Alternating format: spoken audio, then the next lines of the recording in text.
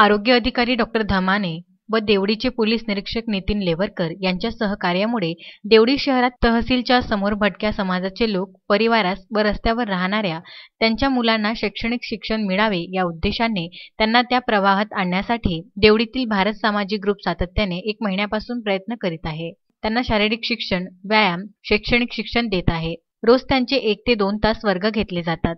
समाजात काय घडामोडी सुरू असते त्यांना पाहिजे तशी जाण नसते, याची दखल घेऊन झोपडपट्टी या भागातच पोलिओ मोहीम राबवली गेली। या उपक्रमासाठी आरोग्य अधिकारी डॉक्टर धमाने आणि देवडीचे पोलीस निरीक्षक नितीन लेवरकर यांनी सहभागी होऊन 5 वर्षापर्यंतच्या मुलांना पोलिओ डोस दिला।